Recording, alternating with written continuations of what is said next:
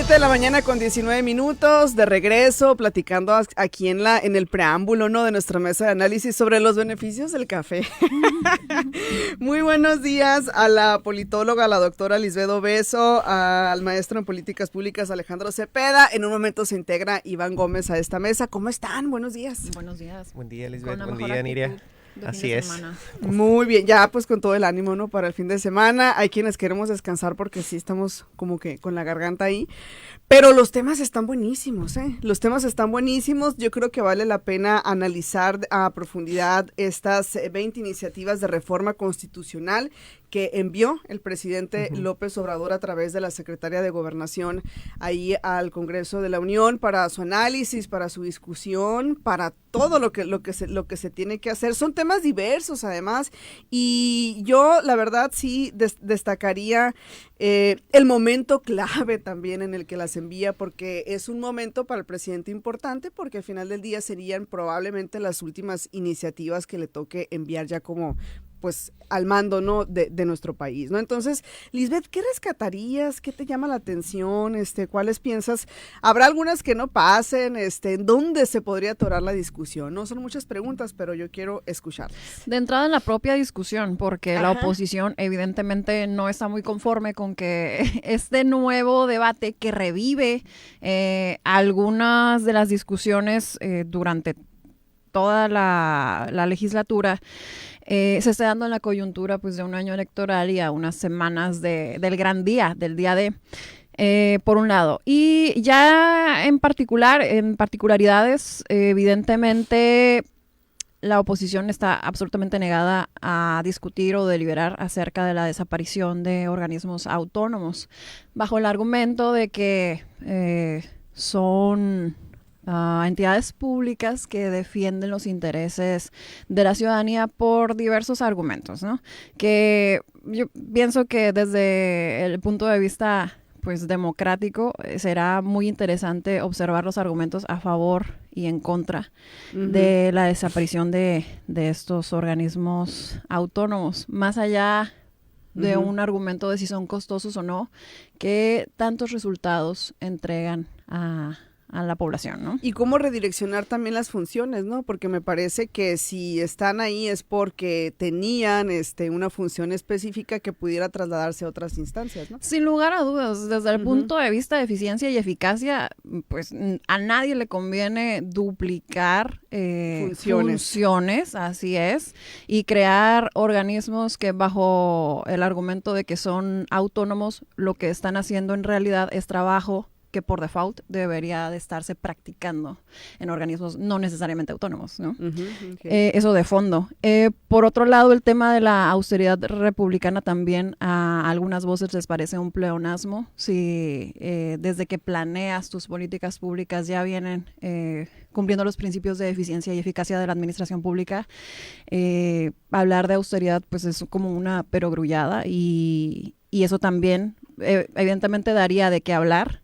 Y otro tema particularmente álgido es que para evitar que la Guardia Nacional se corrompa, se propone que forme parte de la Secretaría de la Defensa Nacional. Existe por parte de la oposición bastante crítica al papel protagónico que ha comenzado a jugar la Secretaría de la Defensa Nacional en temas como construcción, pues de inmuebles del propio gobierno, bajo el argumento de que deberían de estar cumpliendo funciones de seguridad y no otro tipo de funciones reservadas a la iniciativa privada tradicionalmente. Pero el asunto es que la propia Secretaría de la Defensa Nacional pues produce ciencia y también produce ingenieros constructores, lo cual le legitima para poder llevar a cabo ese tipo de actividades. Lo hacen países desarrollados porque nuestro país, que tiene todos los recursos necesarios para llegar a ser uno, habría de reservarse este tipo de prácticas. Que además podrían sumar también, ¿no? Además, exactamente. ¿no? Y ese tema también está muy, muy interesante, Lisbeth. Ajá. Y bueno, para no tampoco monopolizar el uso de la voz, también resaltaría el tema de la reducción de gastos de campañas y de partidos políticos. Ese debate pues sí va a estar bastante álgido porque el tema es reducir los gastos, pero no necesariamente la proporción en la que se asignan las prerrogativas a los partidos políticos. Allí sí, pues la oposición podría defender puntos trascendentes como el hecho de, pues, prerrogativas iguales si van a reducir los gastos, ¿no? Y esto a mí me parece que en lo personal va a ser de las que sean más aplaudidas por la ciudadanía, por la población en general. Siempre que se habla de gastos, de campañas y demás, suele ser molesto para la gente saber la cantidad, ¿no? Aún sin conocer cómo se manejan o la estructura interna, ¿no? Y cómo se dan todo esto, me parece que para la gente sí va a resultar positivo, ¿no? De ahí en más, pues rescato que el resto de las reformas tienen que ver directamente con temas de la medición multidimensional de la pobreza, que si es tu acceso gratuito a la salud, que si tienes reconocimiento como pueblos y comunidades indígenas o afrodescendientes en el marco de sus atenciones, pues evidentemente hay poco que discutir allí.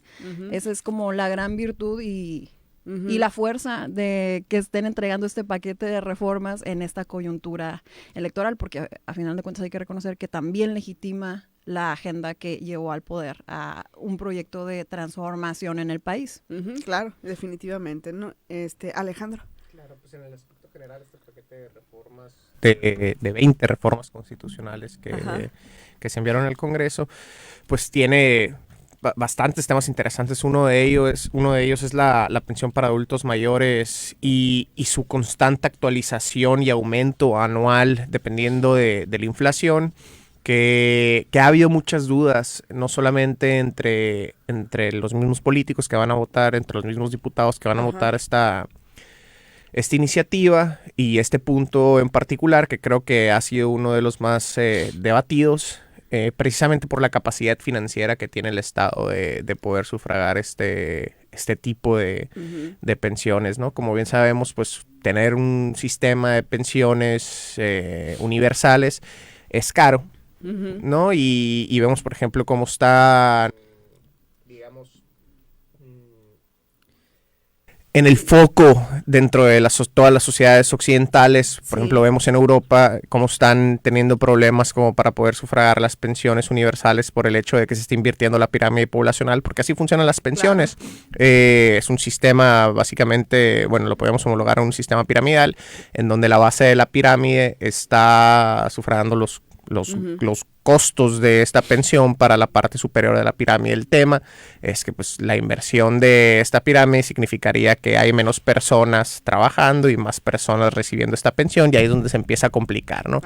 Y es donde tiene que haber obviamente una reingeniería de estas pensiones, empezar a pensar en otros sistemas que no sean los de cuenta única, sino los de capitalización y es un tema que tienen que ponerle al acelerador, o sea, a mí me preocupa bastante, sobre todo a lo mejor nosotros en la mesa, quienes estamos en esta edad en la que ya vamos más a ese lado, digo, con todo respeto, pues somos jóvenes, pues, ¿no? Pero sí me parece que hay que meterle el acelerador a esto, ¿no? Sí. A este tema en lo particular. Los especialistas están hablando de que no podemos hablar de un sistema de pensiones universales como se plantea de esta forma, sino también viene aparejado con una reforma fiscal que pueda soportar este tipo de pensión, ¿no? Por otro lado, un programa que me parece, y una reforma más bien que me parece excepcional, es las reformas que se pretenden aprobar en materia de vivienda. Una innovación muy interesante que tenemos en la ciudad, por ejemplo, de Austria, en Viena, es vivienda social alquilada. No, Alejandro, tenemos que ir a mensajes. Mira, son las 7 de la mañana con 28 minutos. El tema de la vivienda me parece interesante. Si te parece, al regresar, continuamos con este tema, con este punto de vista que me parece importante. Estamos en mesa de análisis y estamos hablando sobre este paquete de 20 iniciativas de reformas constitucionales enviadas al Congreso de la Unión por parte del presidente López Obrador. Volvemos. Sonora Noticias AM. Con Miriam Andrade. Radio Sonora. En los gobiernos de Morena, la justicia social avanza, gracias al humanismo mexicano. Por primera vez tenemos un gobierno del pueblo, plural, austero y cercano a la gente. que combate la corrupción con honestidad y que lucha por mantener la esperanza, porque la verdadera felicidad es darle la mano a quien la necesita y construir una sociedad libre, justa y solidaria. Con el pueblo todo, sin el pueblo nada. Morena, la esperanza de México.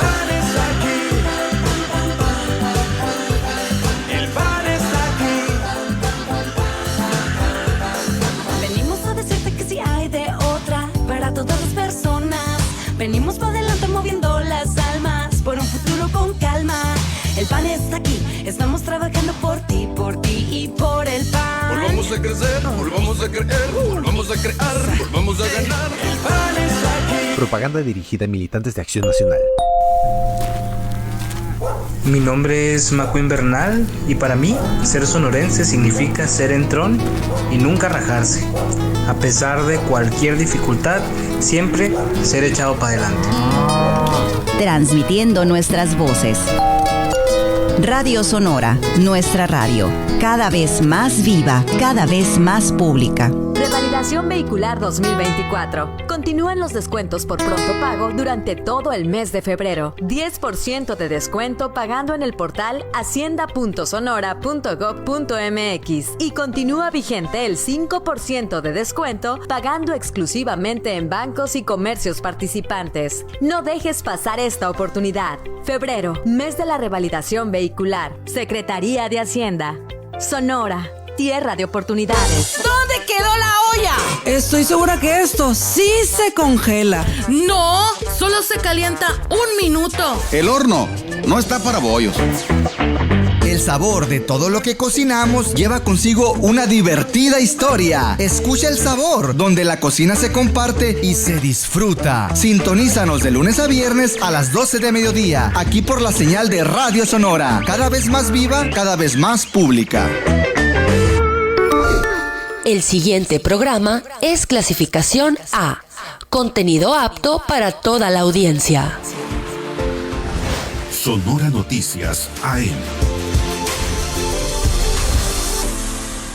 De regreso, 7 de la mañana con 31 minutos en nuestra tradicional mesa de análisis de los viernes, temas de coyuntura, temas interesantes. Estábamos escuchando a Alejandro hablar sobre, resaltando lo más destacado de este paquete de 20 reformas, iniciativas de reformas constitucionales que pues el Congreso de la Unión tendrá que analizar, tendrá que votar y demás. Y hablaba sobre la vivienda. Sí, solamente para retomar el tema de las políticas de vivienda. Ajá.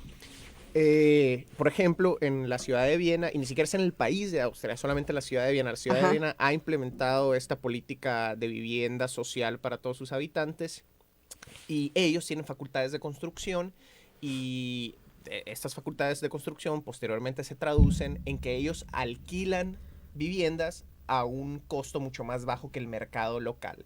Ajá. Entonces, ¿qué pretende esta iniciativa en materia de vivienda?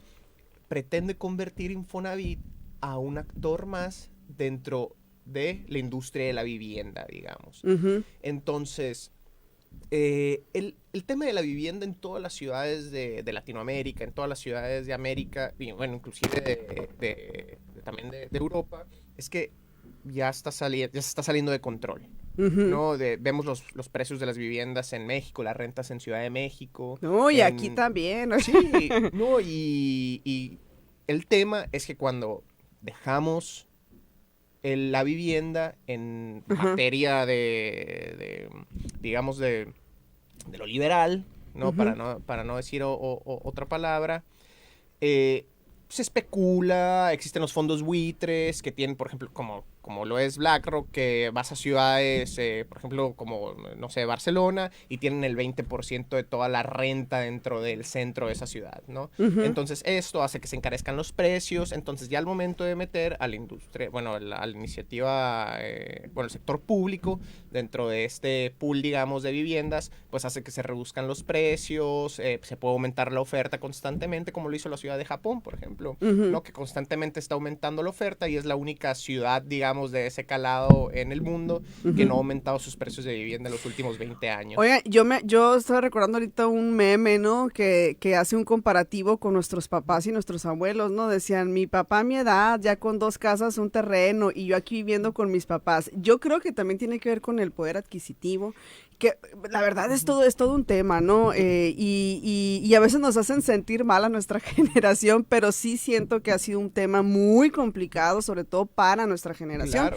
y las que vienen, ¿no? Y el caso más paradigmático de eso creo que es Estados Unidos. Ajá. Hace 30 años se requerían de alrededor de 3 salarios anuales, 3 salarios anuales medios para poder tener acceso a una vivienda. Actualmente ronda alrededor de los 20 años para poder tener acceso a una vivienda. Entonces aquí vemos que realmente el poder adquisitivo, el poder real adquisitivo de las personas pues se ha reducido considerablemente, y sí es mucho más pues difícil acceder a una vivienda en estos tiempos. Entonces que el sector público entre y tenga capacidades para poder construir y rentar estas viviendas, pues definitivamente va a hacer que reaccione este sector privado de construcción y trate de aparejar los precios. Entonces creo que va a ser algo positivo para la política de vivienda de los próximos años aquí en México.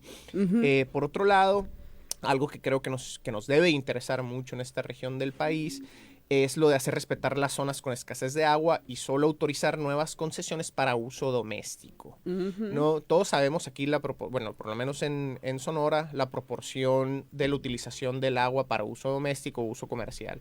Aquí es enormemente lo que se lleva de agua toda la industria en comparación del uso doméstico, ¿no? Y sabemos también qué es lo que ha sucedido a través de los años con el tema del agua aquí en las ciudades sonorenses. Es un tema muy complejo el del agua, pero definitivamente creo que se debe garantizar en primer lugar pues, el agua de las personas antes de cualquier otro individuo, sea una empresa, sea un campo que agrícola, es lo primero, ¿no? Lo que está por encima, ¿no? Claro, el derecho de nosotros que tenemos al agua. Por otro lado, es el de revertir la reforma de pensiones de 1997 y 2007. Es buenísimo esto. Sí, ¿no? Y todos creo que posteriormente a esta reforma perdimos cierta digamos, esperanza de que nos podríamos jubilar con un 100%, jubilar de forma digna. Creo que la pensión universal para adultos mayores corresponde, digamos, a esta injusticia que se ha visto a través de todos los años sobre esta reforma. Y creo que también esto va a ser un gran legado, ¿no? De dejar ese 100% como para IMSS, como para ISSSTE. Que tanto han pedido muchos jubilados, ¿no? Y que actualmente creo que distintas crisis políticas que se han tenido, como aquí en el ayuntamiento, por ejemplo, con los jubilados, pues versan sobre este tipo de tema del porcentaje con el que se van a retirar. Muy bien, pues está muy interesante, ¿no? Otro tema que también está interesante es el tema de la reforma electoral, ¿no? De cierta manera, pues en este conjunto también de iniciativas va incluido, y no quita pues el presidente el dedo de renglón, dice hay que reducir también la cantidad de diputados y diputadas, de personas ahí en el Senado de la República, y también el tema de que se elija, ¿no? A través del voto popular a magistrados y magistradas y demás, ¿no? ¿Cómo ven este tema también? Yo creo que también puede ser uno de los temas más álgidos ahí en la discusión, no sé. Sí, sin lugar a dudas. Y la verdad es que no le falta razón a su argumento, porque si reflexionamos en torno a qué es lo que representa, por ejemplo, la Cámara de Senadores versus lo que representa la Cámara de Diputados. La Cámara de Diputados representa a la población y tiene una lógica el que pudiera extenderse el número de diputadas y diputados. Pero ¿cuál es la lógica de que extendamos el número de senadoras y de senadoras? Es decir, que existan 128 senadores en esta Cámara no tiene sentido cuando están representando a las entidades federativas y no a partidos políticos. Y en cambio, cada una de las entidades federativas aporta a la Cámara de Senadores cuatro 4 senados por la vía de mayoría relativa, primera minoría y representación proporcional. Entonces, desde el punto de vista de representación, tiene todo el sentido que se pretenda reducir el número de senadoras y de senadores en la Cámara. No así en la Cámara de Diputados, vuelvo a lo mismo, por el mismo argumento de que se representa a la población y sobre todo en esta coyuntura en la que a través de acciones afirmativas cada vez se reconoce una representación de grupos que tradicionalmente habían sido excluidos primero por los partidos políticos y después por las candidaturas independientes. Si reducimos el número de diputadas y de diputados, entonces, ¿dónde van a quedar las posiciones para estos grupos que tradicionalmente han sido excluidos de la toma de decisiones políticas, ¿no? En torno a eso, sí merece la pena reflexionar seriamente si el número de personas que nos representan en ambas cámaras pues es el acertado o el adecuado.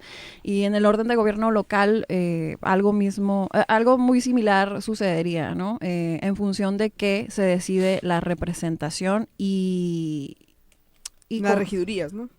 Sí, claro. Tanto en regidurías como pues en los congresos locales, ¿no? Okay.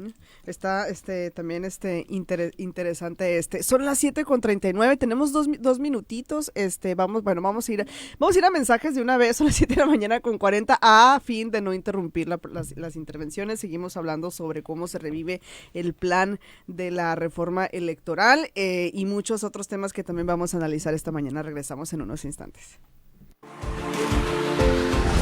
Sonora Noticias AM con Nidia Andrade. Radio Sonora y nuestras redes sociales. Síguenos, nos encuentras como @RSonoraFM. Radio Sonora, nuestra radio, cada vez más viva, cada vez más pública. La Fiscalía General de Justicia en el Estado, a través de la Fiscalía Especializada en Materia de Delitos Electorales, busca reducir la comisión de los delitos electorales, con total respeto a los derechos humanos, con legalidad, certeza y transparencia. Nuestro objetivo es prevenir, investigar y perseguir los delitos electorales, garantizando el respeto al Estado de Derecho. Justicia y legalidad para Sonora. Las elecciones en millones de mexicanos. ¿Qué tanto buscas? Quiero informarme sobre las precampañas, saber cómo los noticieros siguen las actividades de quienes participan en esta elección. Para eso está el monitoreo del INE y la Universidad Autónoma de Nuevo León. En monitoreo2024.ine.mx está todo. ¿Cuánto dura la información? ¿Cómo se presenta? Si cuenta con perspectiva de género e incluso si se enfoca en las propuestas o temas personales. Tu decisión es importante para México. INE. Ahora en febrero es tiempo de inscripciones anticipadas para niñas y niños que ingresan a preescolar, primero de primaria o primero de secundaria. El trámite es gratuito y en línea, del 1 al 15 de febrero. Más información en yoremia.gov.mx o en la línea de la educación. Para que siga la transformación desde las aulas, inscríbelos. Haz tu tarea, inscríbelos. Gobierno de Sonora. Tierra de oportunidades. Comienza el 2024 con un paso firme hacia el éxito. El 8 de enero iniciamos clases en Universidad Quino, acreditada por FIMPES con el máximo galardón. Descubre una universidad integral que te prepara para los desafíos del futuro. Inscríbete hoy y construye tu camino hacia la excelencia. En Universidad Quino. Comunícate al 6624-514810. Tu mejor opción. Desde 1985. Valores, conocimiento y prestigio. Universidad Quino. Inscríbete. La vida es un placer, la cercanía, un privilegio. Conversar, compartir y aprender. Todo eso lo encontramos aquí en su programa Vidas Vecinas. Soy Cintia del Villar. Tenemos una cita para estar juntos de lunes a viernes a las 11 del mediodía en la señal de Radio Sonora. Vidas Vecinas, porque ya es hora de estar juntos. Radio Sonora, cada vez más viva, cada vez más pública. Sonora Noticias AM. 7:43, regresamos, se integra a la mesa Iván Gómez. Iván, bienvenido, ¿cómo estás? Muy buenos días, una disculpa de antemano. El tráfico es espantoso. Aquí con mucho gusto. No, gracias por acompañarnos. Estamos hablando sobre cómo se revive pues el plan de la reforma electoral. Estábamos con la intervención de Alejandro. Ya nos había compartido por acá Liz su punto de vista, ¿no? Sobre el tema. Alejandro, te escuchamos. Sí, ya de hecho mi compañera Liz ya lo había mencionado sobre el tema del financiamiento a partidos políticos. Es algo que se ha platicado por años y años. Y creo que es un debate muy interesante, sobre todo el de ¿es válido o cuáles son las consecuencias de financiar públicamente a los partidos políticos o no? No, en nuestro caso, hay 3 formas de financiamiento para los partidos políticos: el público, el privado y el mixto, como es el caso de México. Tenemos la situación, por ejemplo, de Estados Unidos, que básicamente todo es financiado de forma privada, y hemos visto el secuestro de las corporaciones, porque es un sistema corporativo, básicamente, el sistema partidista de los Estados Unidos. Tienes a los demócratas, que por ejemplo, no sé, dominan la industria tech, dominan la industria farmacéutica, mientras que tienes a los republicanos que dominan, por ejemplo, la industria de los energéticos, Exxon, ¿no? Todas esas empresas que son sus colaboradores.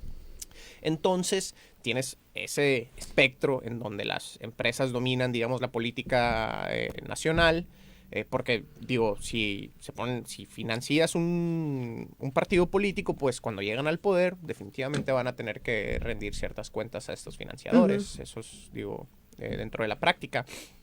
Por otro lado, tenemos aquí en donde el financiamiento privado no puede superar el financiamiento público, entonces se determina legalmente que existe un cierto balance, no por lo menos de manera formal, y eso mantiene, pues, por un lado a la industria privada un poquito relegada, y pues al financiamiento público un poquito, pues, por arriba, ¿no? Un poquito jerarquizado sobre la industria privada. Entonces, ¿qué sucedería si le quitáramos todo el financiamiento público a estos partidos políticos? Muy probablemente serían secuestrados por la industria privada. Entonces, sí suena muy atractivo la idea de retirar el financiamiento público a los partidos políticos, porque obviamente hay un sentimiento poblacional de que nos han fallado, que la democracia muchas veces no está funcionando. Que cuesta mucho, ¿verdad? Pero creo que la pregunta correcta es cuánto nos costaría como ciudadanos si no se financiara públicamente a los partidos políticos. Entonces, ¿cuáles serían los costos, no? Claro, porque suena bien, ¿no? Retirar, por ejemplo, el financiamiento de los partidos políticos y darlos en becas, por ejemplo, ¿no? Incluir ese pool de dinero a los programas de transferencias sociales y que se den directo a las personas. O menos partidos, porque yo he hecho este cuestionamiento muchas veces, ¿no? ¿Qué pasaría si tenemos menos partidos? ¿Sería justo? ¿Sería viable? No sé. Es una idea interesante, ¿no? La idea clásica de la democracia siempre ha sido un sistema bipartidista. Digo, esa es la naturaleza de la segunda vuelta, ¿no? Obtener más del 50% de legitimidad, que creo que también es otra idea interesante, ¿no? La de la segunda vuelta. Entonces, creo que sí hay que tener esta reflexión antes de anunciar, digamos, que retiren el financiamiento público a los partidos políticos. ¿Cuánto nos costaría a nosotros los ciudadanos si se lo retira? Entonces, suena atractivo, pero tal vez sí no suena tan atractiva las consecuencias que se derivarían de eso. Así es. Iván, ¿qué te parece? ¿Cuál es tu visión de la reforma electoral? Sí, coincidiendo con lo que comenta Alejandro. El tema del financiamiento, internacionalmente, el hecho de que México, principalmente los partidos políticos sean financiados de manera pública, se considera un logro dentro del sistema electoral, ¿no? ¿Por qué? Por lo mismo de que no hay una prevalencia, una superioridad del financiamiento privado, y esto tanto por las industrias que pudieran tener mayor control sobre este mismo, o también ya dinero de procedencia ilegal, ¿no? Que también es un riesgo que afectaría mucho el desarrollo democrático. Entonces yo veo con buenos ojos la idea de que exista un financiamiento público, más allá de desaparecerlo, trabajaría principalmente sobre una reducción a este financiamiento, y al mismo tiempo una mayor fiscalización, que es otro de los esfuerzos que se ha hecho reforma tras reforma electoral, y que no siempre ha tenido mucho éxito, ¿no? O sea, las fuerzas políticas. O sea, ver con la lupa más cómo ejercen estos recursos. Sí, y tanto para gastos ordinarios como en campañas, ¿no? O sea, siempre hay un presupuesto etiquetado para cada una de las campañas, pero lo que se etiqueta y lo que gastan en realidad los candidatos a veces no tiene nada que ver, ¿no? No, o sea, coincide. Pues. No coincide en lo absoluto. Entonces, sí, el problema, más allá de si existe o no financiamiento público, pues sí está en que tendría que haber una reducción presupuestal y al mismo tiempo una mayor fiscalización, ¿no? O sea, hay porcentajes justo para equilibrar un tanto la representatividad que tiene cada fuerza, que son los porcentajes, ¿no? Hay un 30% que se reparte de forma igualitaria entre todos y un 70% con base ya en la representación que ocupan, ¿no? Eso se me hace muy lógico, quizá también ahí el porcentaje para darle un poco más juego a las fuerzas políticas minoritarias, podría modificarse el porcentaje, aunque como actualmente aparece, en lo personal yo no lo veo que esté funcionando mal, ¿no? El porcentaje. Por otro lado, la cuestión de la representatividad en el Congreso, hace rato que venía escuchando a Lisbeth, dijo un punto esencial, ¿no? No es lo mismo la representación proporcional en la Cámara de Diputados que en el Senado, pues dado que hay una representación del Pacto Federal por un lado y en el otro es una representación netamente popular. Sin embargo, también ahí habría que ver el alcance de estas modificaciones, ¿no? Dado que pues no solo se verían afectados partidos como el PRI actualmente, Movimiento Ciudadano, sino también habría una inconformidad inclusive del Partido del Trabajo, del Partido Verde, que ahorita están en la actual coalición, y que todavía iniciando la 64 legislatura, cuando comenzó Andrés Manuel en el gobierno, pues hubo una propuesta de reforma electoral en ese sentido, y el mismo PT salió y dijo, pues no me parece, ¿no? O sea, los mismos partidos que forman parte de la coalición no estaban apoyando este proyecto, ¿no? Entonces, yo veo que al menos en el corto plazo sea complicado que transite una reforma de este calado. Va a ser el primer gobierno en varias décadas que no va a tener una reforma electoral en medio de los 6 años que duró, pero sí estamos en la antesala de una próxima reforma electoral, aunque no en el corto plazo, ¿no? Yo no la veo dentro de esa legislatura. Bueno, ahí basta, es que también está muy álgido el asunto y probablemente se necesitaría más tiempo, ¿no? Para poder ampliar la discusión, ¿no? Caso Xóchitl Gálvez, también otro tema importante, porque luego se nos va el tiempo, se nos acaba, y sí es importante hablar sobre esta reciente gira que hizo por Estados Unidos Xóchitl Gálvez. Que hay muchas preguntas, ¿no? Y hay también declaraciones de ella misma, ella misma lo cataloga como una visita positiva. Hay quienes se cuestionan qué hace por allá, ¿no? Entonces, ¿cómo lo vieron ustedes, no? ¿Cuál es la perspectiva? Porque por otro lado vemos a Claudia pues sí haciendo mucho trabajo territorial dentro de las diferentes entidades federativas, y en el caso de Xóchitl pues llamó la atención mucho esto, ¿no? A ver, vamos a empezar. ¿Quién quiere empezar? A ver, Alejandro. Bueno, te veo así como que frotándote las manos. Lo platicábamos en el corte.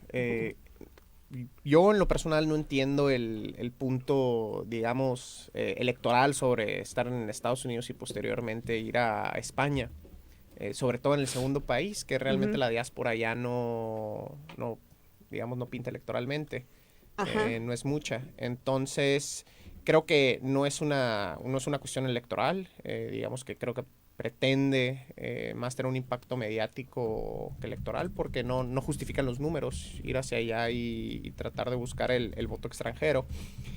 Por otro lado, algo muy curioso que me pareció muy curioso y que ya lo habíamos platicado en otro momento, era que mientras Xóchitl estaba en Estados Unidos haciendo su campaña con la diáspora mexicana, se filtró lo de López Obrador, que fue financiado por el cártel de Sinaloa en las campañas del 2006.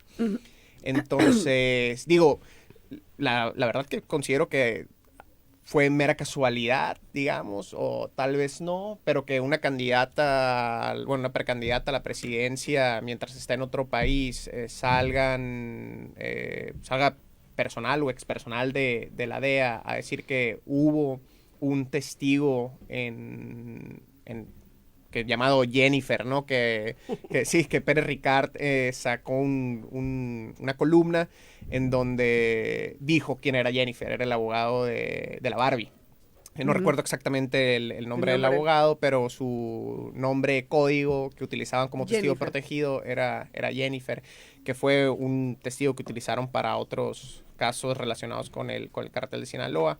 Entonces, posteriormente a que salieron a dar ese comunicado de que se había dicho que Jennifer, porque nunca dijeron que había una investigación o que se había comprobado por parte de la DEA que se había recibido financiamiento, solamente se mencionó que hubo un testigo que habló sobre que se había dado dinero para la campaña. Posteriormente salió personal de la DEA a decir que no había prueba alguna. Entonces el presidente pues también igual salió a decir que por lo menos se exigía un tipo de perdón, un tipo de remendar esta situación. Disculpa. Porque digo, no son enchiladas, ¿no? Como dicen porque además es un tema grave. Sí, claro, sí, acusar a un presidente de recibir financiamiento, más cuando no es de tu país, ¿no? Acusar que autoridades estadounidenses acusen a un presidente de que está cometiendo un delito y está recibiendo financiamiento por parte del crimen organizado. Digo, no es la primera vez que lo hace Estados Unidos, ¿no? Pero, porque además se meten todo, ¿no? Aparte. Estados Unidos siendo Estados Unidos. Ándale. Así, tal cual, Liz. Sí, pero digo, personal, como les digo, de la DEA, posteriormente salió a decir que no había prueba alguna, que había sido un testimonio de un testigo protegido de la DEA, pero que no encontraron indicios algunos, ¿no? Entonces creo que no se deben de tomar a la ligera este tipo exacto, Liz. Estados Unidos siendo Estados Unidos. Así es. Y la oposición siendo la oposición, buscando alianzas donde considera que las puede tener. No solamente en el caso de Estados Unidos, precisamente por su naturaleza, ¿no? De aliado, de socio comercial, y en su momento pues ya tuvieron la presidencia. Y en el caso de España, porque pues también tuvieron sus alianzas muy consolidadas durante sus sexenios para adoptar el discurso ya como muy enraizado, los sexenios más neoliberales, donde pues actuaron a favor de la reforma energética que beneficiaba pues intereses de expansión de soberanía energética de países como España. Pero bueno, al margen de eso y pensando bien, tal vez buscaba el voto de los mexicanos y las mexicanas en el extranjero.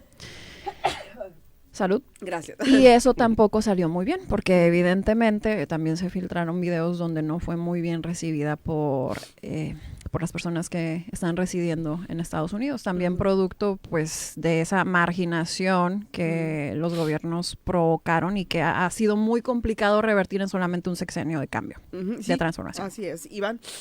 Sí, la visita a Estados Unidos muy lógica, ya bien lo dijo Liceda hace un momento. O sea, Estados Unidos viven 30 millones de mexicanos, ¿no? Y tanto pueden ser relevantes para una elección en México como una elección en Estados Unidos. Inclusive hace unos días Andrés Oppenheimer publicó una columna diciendo que Andrés Manuel tenía una fuerza política capaz de influir en las elecciones en Estados Unidos, y no se me hace nada descabellado, ¿no? O sea, el voto de los mexicanos en el exterior es fundamental. O sea, creo que inclusive lo tenemos que seguir promoviendo tanto de las fuerzas políticas, también desde la autoridad electoral. Pero ya en específico la visita de Xóchitl, si bien responde a este sentido, pues también tiene que ver con una visión de su proyección internacional, ¿no? O sea, de cómo ella estaría haciendo política exterior si fuera presidenta, y que, digo, es muy normal, muy lógico que pueda reunirse con algunos actores políticos, algunos actores económicos, tener ahí reuniones mediáticas.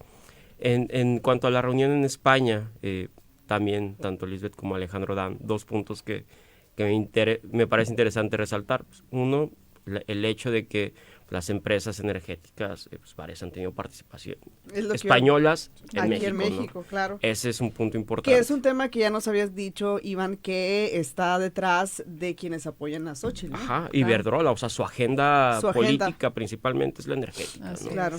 Y la otra, pues el hecho de que sí hay una intención es como muy común entre los panistas, pues se sienten criollos, ¿no? O sea, como españoles nacidos en México y sí o sí tienen que pisar tierra ya. No, pero Xochitl dijo que venía de raíces indígenas. Pues yo creo que se le olvidó un poquito, pero porque también Felipe Calderón estuvo hace unos días ahí haciendo un pronunciamiento contra la democracia en México.